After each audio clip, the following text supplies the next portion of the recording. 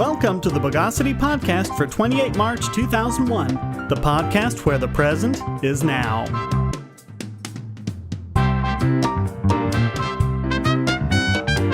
This is your host, Shane Killian.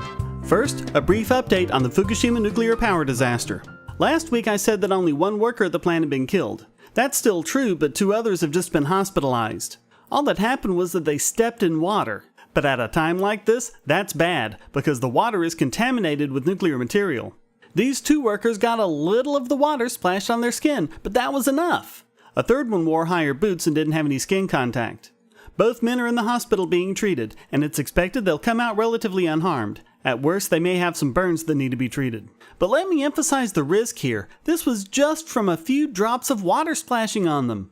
All of the workers there are in a very risky situation, doing a very dangerous job. I believe I can say without a trace of bogosity that these workers are braver than any fireman, policeman, or soldier, because none of those jobs have the level of risk that exists at the Fukushima plant right now, as these workers struggle to protect people in Japan and the rest of the world. Kudos to all of them.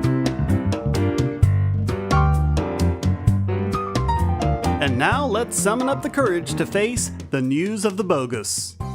Well, with all the sensationalism and misinformation about radiation in the wake of the Fukushima nuclear disaster, I guess it was only a matter of time before some complete idiot went the other extreme. And who better to be the voice of complete idiocy than Ann Coulter?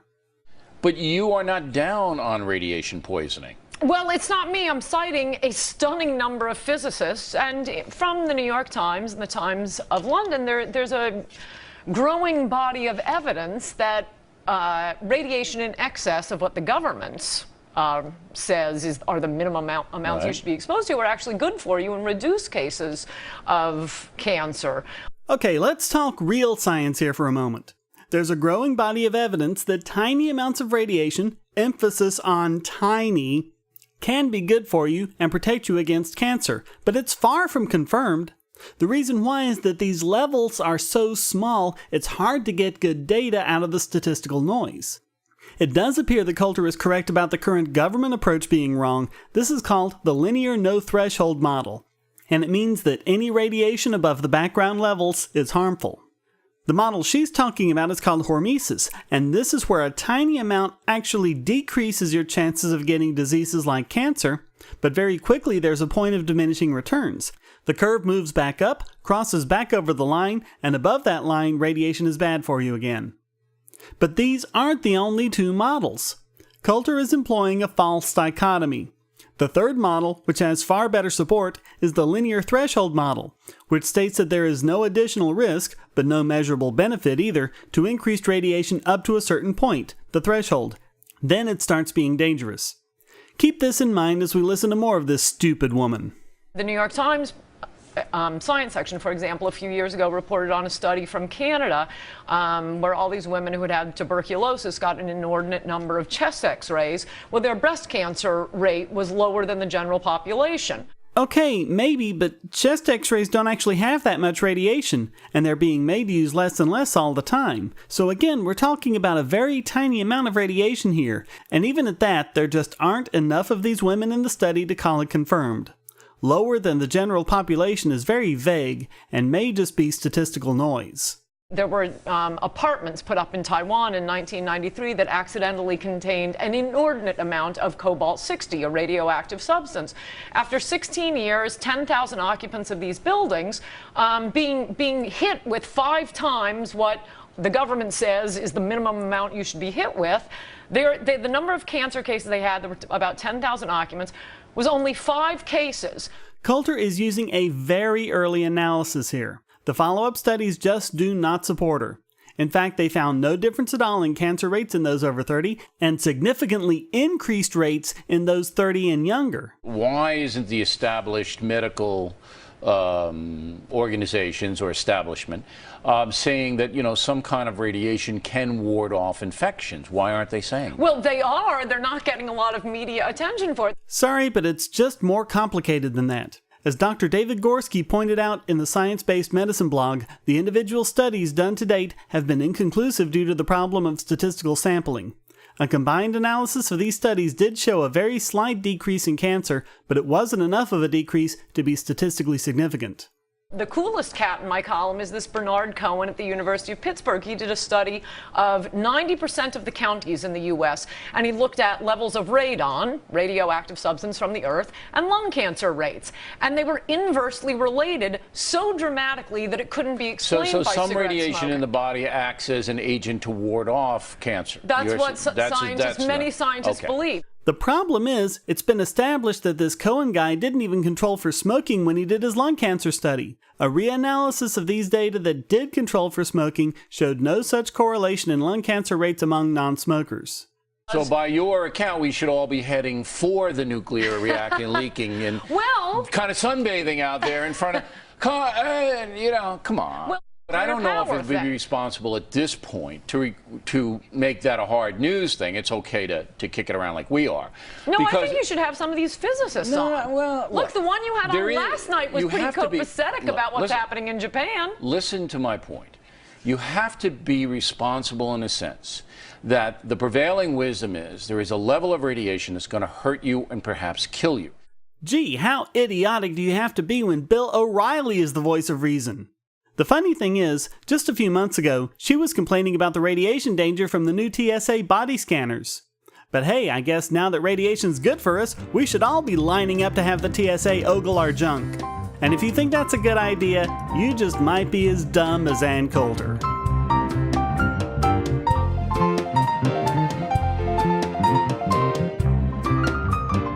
Do you have the right to engage in a voluntary exchange? Let's say you're having a yard sale and you're selling an old sewing machine for $35.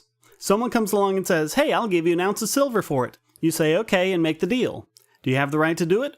Well, according to the Department of Justice, you're counterfeiting, and a federal jury just agreed. Bernard von Oothaus is a monetary architect noted for co-founding the Royal Hawaiian Mint. In 1998, he set up a voluntary barter currency he called the Liberty Dollar. Instead of being based on worthless paper, like our bogus American money is nowadays, his was backed by silver. He minted 1-ounce silver medallions and used them as the basis for printing warehouse receipts. People could trade the warehouse receipts instead of money exactly in the manner I just described. But that isn't the story the DOJ told in court, nor what they said in their stupid press release. Listen to this. Von Oothaus designed the Liberty Dollar currency in 1998, and the Liberty coins were marked with the dollar sign, the words dollar, USA, Liberty, trust in God instead of in God we trust, and other features associated with legitimate US coinage. What? Are they out of their minds? First of all, the word dollar and the dollar sign are not exclusive to US money. Australia uses them too. And US money doesn't even put the dollar sign on the money. Besides, the price of anything, including a 1-ounce silver medallion, can be marked with a price using the dollar sign. And so what if it's marked USA? So is the newspaper USA Today. Are they counterfeiting a newspaper, pretending it to be made by the government? Even more laughable is their apparent claim to copyright of the word liberty, even as they themselves operate against it. The trust in God thing is just ridiculous. If you didn't even use the exact words, then what are you saying? If it's the same, it's counterfeit. If it's different, it's counterfeit. What? And that's not to mention the fact that for years, the Secret Service, the government body that's actually in charge of saying what's counterfeit and what isn't, said that the Liberty Dollar was not counterfeit currency. In 1999, they investigated the Liberty Dollar and found it to be perfectly legal because it wasn't counterfeit, wasn't legal tender, and there was enough silver in the warehouse to cover the receipts. I have right in front of me a US quarter and a Liberty Dollar medallion. You can't see it because it's a podcast, but there really is no resemblance between the two. The Liberty Dollar is almost twice as big around as the quarter. The obverse of the quarter has a picture of George Washington, United States of America written out, Liberty, In God We Trust, and quarter dollar. The Liberty Dollar has Liberty written prominently across the top, the initials USA on the bottom, a representation of the Statue of Liberty, which was neither created nor owned by the federal government, the year of minting, and trust in God. They have far more differences than similarities. The reverse of the quarter has a design unique to one particular state, Kentucky in the case of the quarter I have, with the year of minting and E pluribus unum underneath. The reverse of the Liberty Dollar has a picture of the Statue of Liberty's torch, Liberty Dollar with a registered trademark sign across the top, the date, the value with the letters MSRP for manufacturer's suggested retail price, The fact that it's 1 ounce of .999 fine silver, the initials PVBC, which stands for Private Voluntary Barter Currency, a copyright notice, and a disclaimer that it is not to be used as legal tender current money or coin. So not only is the Liberty Dollar as different from U.S. coinage as the coinage of any other country, it specifically says that it's not doing what the DOJ claimed. In fact, the entire reason the Liberty Dollar existed in the first place was to raise awareness of these issues. Trying to pass it off as legal tender would have undermined that goal. How the jury ruled the way they did is beyond me, but it's telling they only took 90 minutes to reach a verdict. I'm very reluctant to second-guess juries, but despite what you see on TV, a fast jury verdict is incredibly unusual. Not only that, it's unpredictable. A fast jury verdict, regardless of the merits of the case, is about as predictable as tossing a coin. Justice was not done here. What's really perverse is this part of the DOJ's press release. Article 1, Section 8, Clause 5 of the United States Constitution delegates to Congress the power to coin money and to regulate the value thereof. Along with the power to coin money, Congress has the concurrent power to restrain the circulation of money which is not issued under its own authority in order to protect and preserve the constitutional currency for the benefit of all citizens of the nation.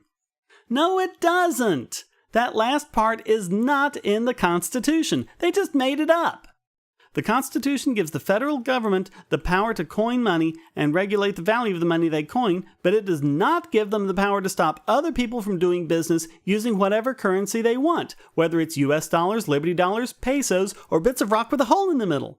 Don't agree with me that they're being perverse? Listen to this. Attempts to undermine the legitimate currency of this country are simply a unique form of domestic terrorism. Yes, terrorism! According to this knucklehead, you agreeing to sell someone something in exchange for silver, or using silver to buy something when the seller agrees to it, is the same thing as flying planes into buildings. He also said that this activity is, and I quote, every bit as insidious and represent a clear and present danger to the economic stability of this country. Give me a break. If anything's a danger to the economic stability of this country, it's a fiat currency made by a government and a central bank that have no compunction about printing up trillions of dollars to give to banks, Wall Street, and politically favored corporations, at the expense of the wealth saved up by people like you and me. Wake up, America!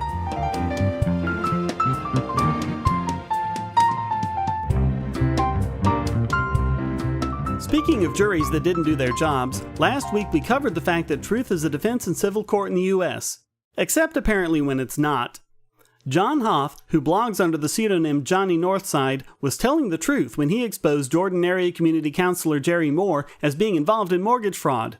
Well, a jury just awarded Moore $60,000 in damages. How? Well, Moore knew he couldn't sue for libel because truth is a defense, so he charged that Hoff, quote, tortuously interfered with his employment. The jury agreed, despite the fact that Hoff provided documentation showing that what he said was absolutely true. Can you imagine if a politician tried to do this to the New York Times or CBS News? But once again, we see that bloggers have to fight more than anybody else for their basic First Amendment rights. It's a shame that this jury didn't do their jobs. It's a shame that this jury didn't have the courage that the Zinger jury had. The jury is our last line of defense against politicians violating our rights, and this wasn't just an infringement on freedom of speech, but on freedom of the press as well. Hoff was just reporting the news when he exposed Moore's involvement in fraud. Responding to the verdict, Hoff replied, "Damn right we're appealing." Go for it, Hoff, and see if you can make this next jury understand how important their job is, for the sake of all blogs and podcasts everywhere.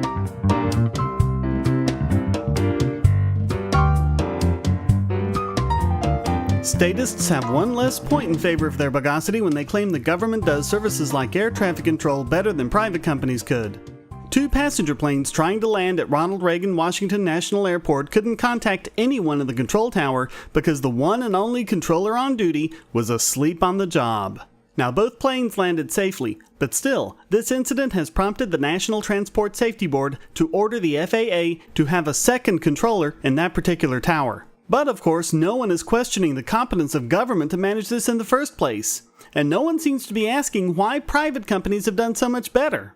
Canada's air traffic control system is completely private, and NAV Canada, a private company providing the service, last June won the Eagle Award for Best Air Navigation Service Provider by the International Air Transport Association.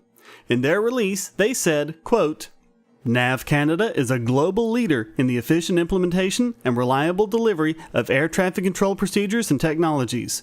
It actively engages its customers at all levels in regular and meaningful consultations." Who knows what they would have to say about the service provided by GovCo?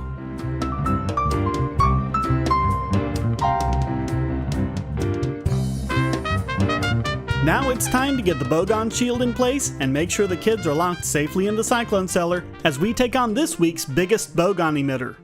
This week our uncoveted unaward goes to none other than Pat Robertson for just being a general douchebag.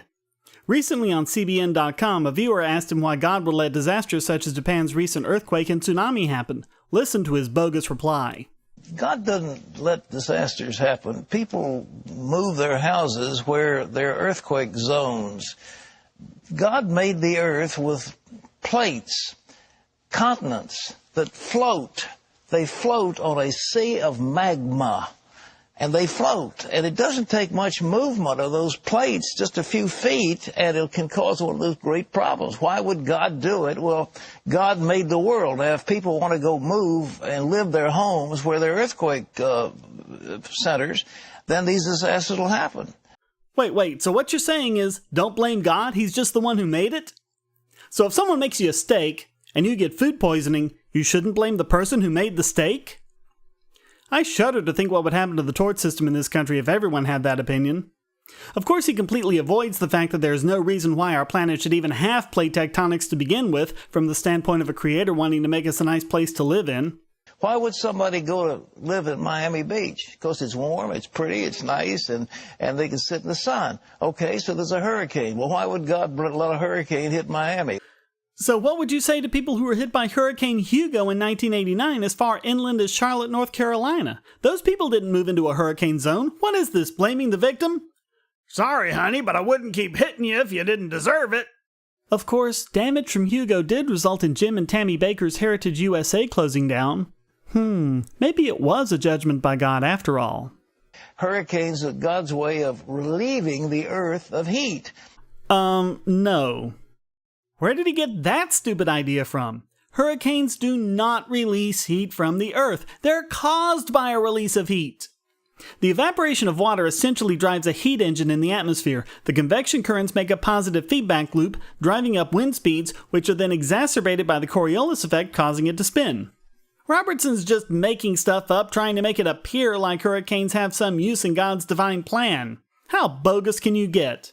God said not to bear false witness against thy neighbor. Maybe he also should have said not to pull ideas out of your ass and present them as facts.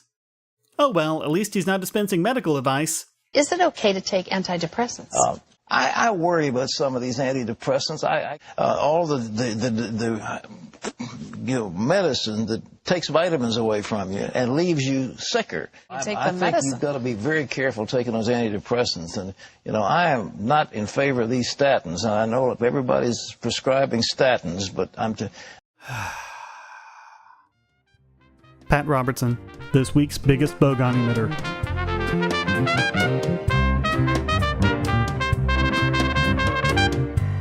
And now we have a very special award to present, the Silver Cluon. This is not a regularly presented award. It's only presented whenever someone has gone beyond the call of duty to poke Bogosity in the lowercase I, with a very simple and clear method. Amidst all the misinformation about radiation in the wake of the Japanese disaster, Randall Monroe, creator of the webcomic XKCD, has made a very clear and easy to understand chart showing different sources of radiation in proportion to each other, from the perfectly safe to the completely fatal. You can find a link to it in the show notes, or from Randall's blog at blog.xkcd.com. It's exactly what we need to help keep things in perspective. Thank you, Randall Monroe, and enjoy your shiny new silver Cluon. Just don't get it near a source of plutonium.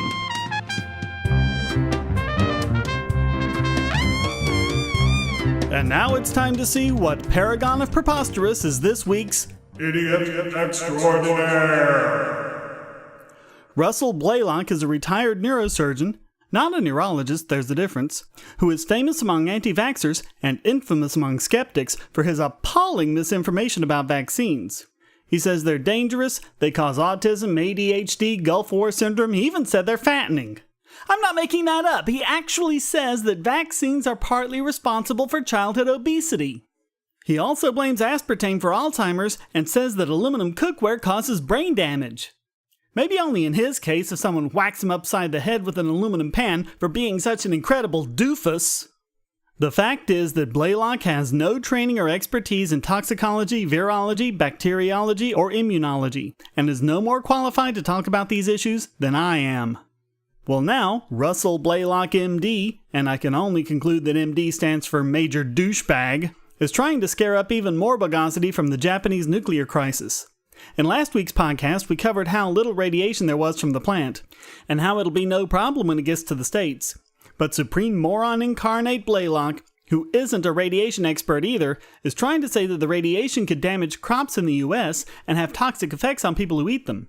Even if we ignore his bogus comparison to Chernobyl, he recommends people take a variety of different herbal extracts and supplements to protect against radiation exposure, bone marrow problems, and even breast cancer.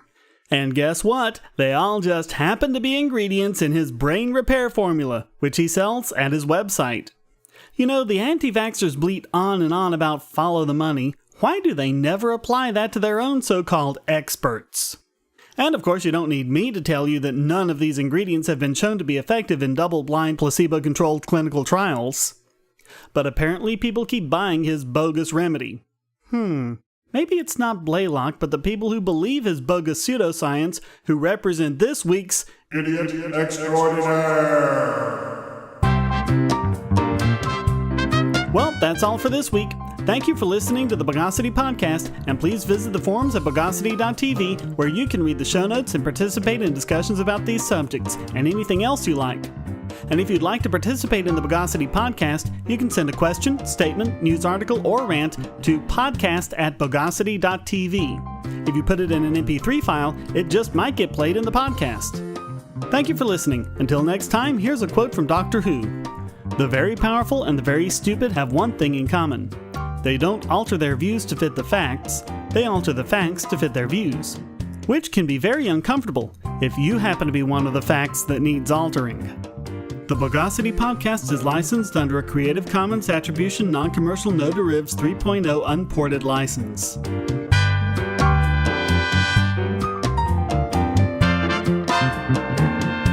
Bogosity.